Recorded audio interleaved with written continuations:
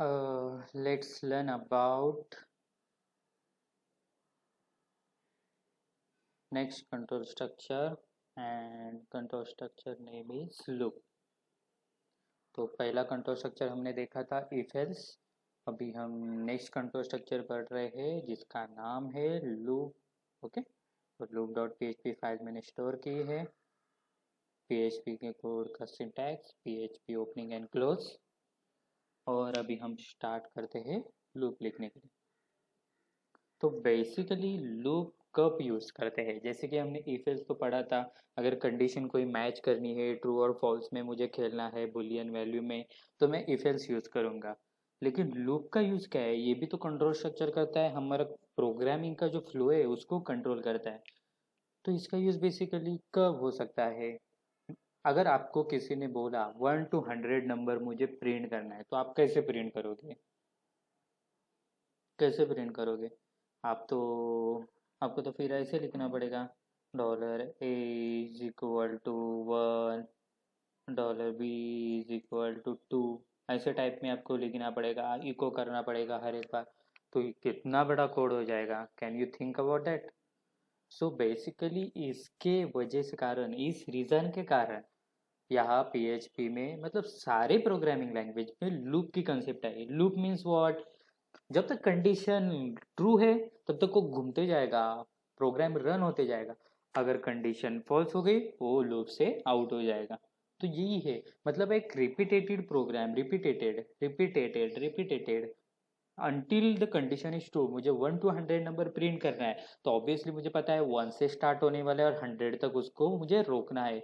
तो ये कंडीशन जब तक ट्रू हो रही है, 1 से लेके 100 तक जब तक कंडीशन ट्रू हो रही है, मुझे कुछ वैल्यू प्रिंट करना है, तो मैं by using this loop print कर सकता हूँ। तो बेसिकली बहुत यूज होता है इसका लूप का। आपको डेटाबेस से डेटा फेच करना है और सारे रिकॉर्ड्स आपको शो करने, यूज़र के कितने टेबल्स है, कितने प्रोडक्ट्स है, कितने इन्वेंट्री मैनेजमेंट सिस्टम के रिकॉर्ड्स है, वो सारी चीज़ें हम यहाँ पे दिखा सकते हैं। मुझे देखना है यूज़र कितने रजिस्टर हुए हैं, यूज़र कितने लॉगिन है, कौन से प्रोडक्ट हमारे सिस्टम में अवेलेबल है, सॉफ्टवेयर में कौन से प्रोडक्ट परचेस किए। तो ये सारे रिकॉर्ड देखने के लिए हमें लूप का कंसेप्ट सबसे ज़्यादा यूज होता है, क्योंकि डेटाबेस से सारे रिकॉर्ड फेच करते हैं और हम उसे शो करते हैं बाय यूजिंग दैट लूप।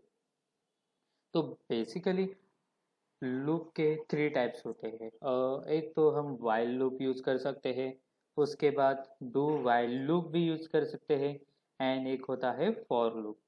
और एक भी लूप होता है जो नया इन्वेंट हुआ है, उसका नाम है फॉर ईच लूप। तो for each loop basically array print करने के लिए यूज़ होता है, और इससे भी हम एरे प्रिंट कर सकते हैं और वैल्यू भी प्रिंट कर सकते हैं। ठीक है, तो बेसिकली मैं आपको हर एक चीज़ के बारे में बताऊंगा। तो आज हम पहले देखते हैं वाइल लूप क्या होता है। तो स्टार्ट करते हैं वाइल लूप।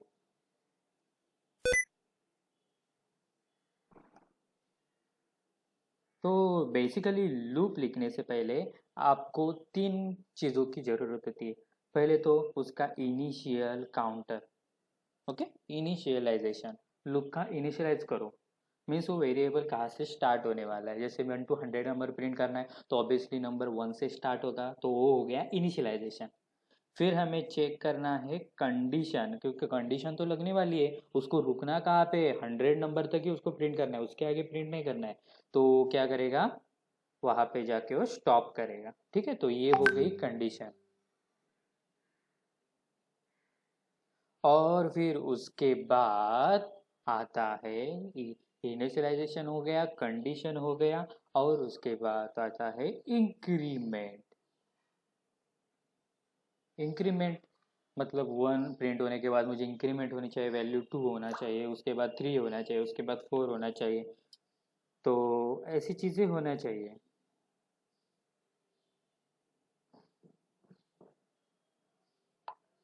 तो बेसिकली यही है, इनिशियलाइजेशन होना चाहिए, 1 से स्टार्ट होना चाहिए, कंडीशन अप टू 100 तक ही प्रिंट करना है, तो कंडीशन आ गया। और इंक्रीमेंट, इंक्रीमेंट में बाय इंक्रीमेंट बाय 1, क्योंकि 1 के बाद 2 प्रिंट होना चाहिए, 2 के बाद 3 प्रिंट होना चाहिए, तो ऐसी सारी चीज़ें इंक्रीमेंट होना चाहिए। तो बेसिकली यही होता है इंक्रीमेंट। ठीक है, तो अभी हम वाइल लूप का सिंटैक्स देखते हैं। तो बेसिकली वाइल लूप का सिंटैक्स है ये, देखिए यहाँ पे मुझे आ चुका है। वाइल लूप, ये बेसिकली आप राइट में देख रहे हैं, ये वाइल लूप का सिंटैक्स है। तो बेसिकली आपको पता चला होगा। तो अभी मैं इसको कर रहा हूँ हिट, ठीक है।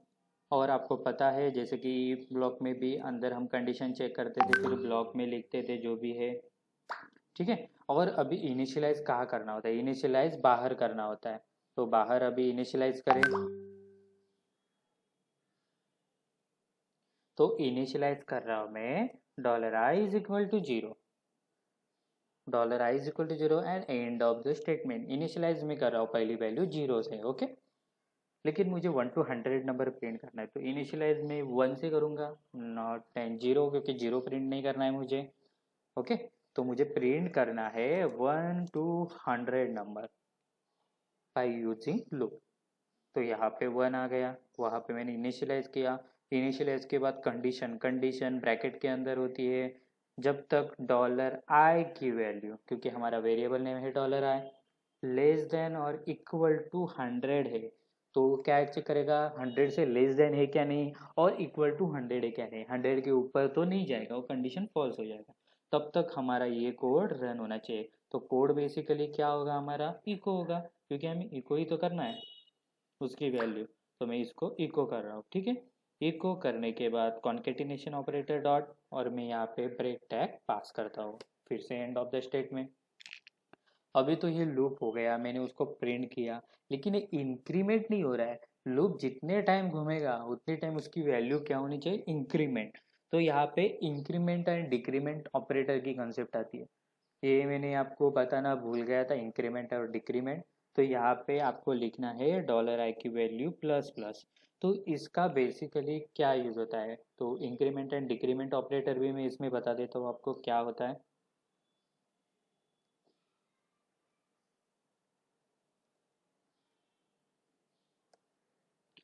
बेसिकली आपको एक से वैल्यू बढ़ानी है, दो से वैल्यू बढ़ानी है, तीन से वैल्यू बढ़ानी है या कम करनी है, तो ये इंक्रीमेंट डिक्रीमेंट ऑपरेटर का यूज होता है।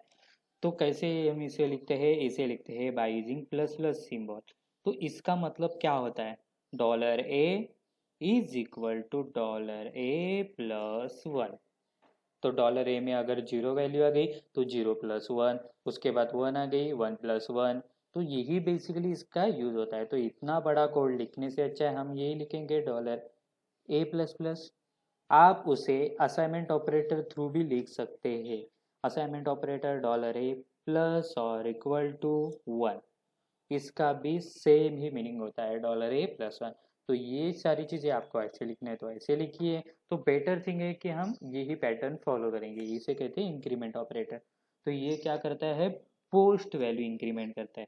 आप इसे अगर आगे लिखोगे तो ये प्री इंक्रीमेंट करता है। पहले मैं लूप सिखाने से पहले लूप को मैं कमेंट करता हूँ, इसको ही पहले मैं बताता हूँ बाय एग्जाम देखें। तो यहाँ डॉलर एक की वैल्यू में 5 देता हूँ, और अभी मैं इसको रन कर रहा हूँ, तो इसका आउटपुट देखते हैं क्या आ रहा है।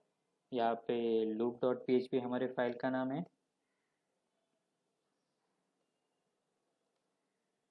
यहाँ इसको इको करना पड़ेगा,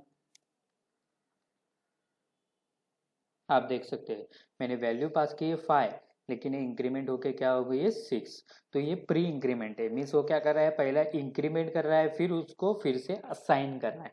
लेकिन अगर मैं इसी प्लस प्लस को पीछे लिखूंगा तो ये हो जाएगा पोस्ट इंक्रीमेंट। तो ये अभी वैल्यू मुझे क्या रिटर्न कर रहा है, देखिए 5 रिटर्न कर रहा है, यहाँ पे उसकी वैल्यू 5 है, पोस्ट इंक्रीमेंट। तो नेक्स्ट टाइम मैं जब डॉलर ए को कॉल करूंगा तो इसकी वैल्यू हो जाएगी 6। देखिए यहाँ पे 6 आ चुका है। तो यही basically post increment and pre increment में डिफरेंस है। सिमिलरली नेगेटिव भी कर सकते हो आप, यहाँ पे उसका नेगेटिव होगा नहीं, -1, तो यहाँ पे 5 ही आएगा। लेकिन नेक्स्ट लाइन पे अगर मैं उसको कॉल करूँगा, ब्रेक लगा देता हूँ डॉलर है, तो ये हो जाएगा वहाँ पे 4, ओके। तो ये basically pre and post increment, pre and post decrement. तो इसी का हमें यूज़ करना है लूप में, और यही यूज़ होता है ज़्यादा करके लूप में। तो बेसिकली इंक्रीमेंट इंक्रीमेंट ऑपरेटर में कुछ डाउट है तो प्लीज़ कमेंट में लिखिए। तो अभी मैं क्या कर रहा हूँ, पहले मैंने इनिशियलाइज किया, फिर कंडीशन में चेक किया, फिर प्रिंट किया, और फिर लास्ट में इंक्रीमेंट और डिक्रीमेंट, जिसे कहते हैं स्टेप। आपको स्टेप पॉजिटिव रखना है या नेगेटिव रखना है, तो बेसिकली यही चीज़। चलो देखते हैं क्या प्रिंट हो रहा है या नहीं है। एंड आप देख सकते हो 1 से लेके 100 तक नंबर प्रिंट हो चुका है। तो यही है लूप, यही है लूप। अगर आप ये एक करते तो कितना लाइन्स ऑफ कोड बन जाता है, लेकिन आप ये एक 4 लाइन का कोड है, देखिए 4 लाइन का कोड इतना बड़ा काम करके दे रहा है। तो यही बेसिकली लूप का बेनिफिट्स है और वो सबसे ज़्यादा यूज होता है। ठीक है, पहले आपको इनिशियलाइज करना है, फिर वाइल में आपको कंडीशन पास करनी है, फिर ब्लॉक ऑफ द स्टेटमेंट में आपको जो भी कोड है, मतलब पहले प्रिंट करना है, फिर इंक्रीमेंट करना है, प्रिंट करना है, फिर इंक्रीमेंट करना है। तो ये वर्क कैसे होता है, पहले 1 वैल्यू आ गई, 1 शुड बी लेस देन और equal to 100, yes it is true, तो इसके अंदर चला गया। और यहाँ पे 1 प्रिंट की, 1 प्रिंट करने के बाद ब्रेक हो गया, न्यू लाइन पे चला गया। फिर यहाँ पे वैल्यूज़ की इंक्रीमेंट हुई, यहाँ पे इंक्रीमेंट होने के बाद नेक्स्ट टाइम वो चला जाता है तो उसकी वैल्यू हो जाती है 2, 2 चली गई, 2 इज़ लेस देन 100, 2 प्रिंट किया, फिर ब्रेक किया, 2 का हो गया इंक्रीमेंट 3, 3 to 100, ऐसा 99 तक हुआ, 99 less and equal to 100, 99 print, break हो गया, यहाँ पे 100 हो गया, 100 लेस देन तो नहीं है लेकिन इक्वल है, तो इक्वल टू 100 तो ट्रू है। फिर यहाँ पे प्रिंट करके इंक्रीमेंट हुआ, नेक्स्ट टाइम जब 101 आए, इसकी वैल्यू क्या आ चुकी है, यहाँ पे वैल्यू उसकी 101, 101 विच इज़ लेस देन और इक्वल टू 100, कंडीशन हो गई है फॉल्स। फॉल्स होने के कारण ये क्या होता है, लूप से अपने आप एग्जिट हो जाता है, फिनिश। यही है लूप, वेरी सिंपल। तो आपको आइडिया आ ही रहेगी। अभी नेक्स्ट लेक्चर में हम देखेंगे डू वाइल लूप, फिर दोनों में डिफरेंस क्या है, वाइल और डू वाइल लूप, और उसके बाद फॉर लूप, और उसके बाद for each loop. So please video मत भूलिएगा, और ये वीडियो अच्छा लगा है तो सब्सक्राइब करना भी मत भूलिएगा, और ज़्यादा से ज़्यादा शेयर कीजिए, सब्सक्राइब कीजिए। Thanks for watching this video.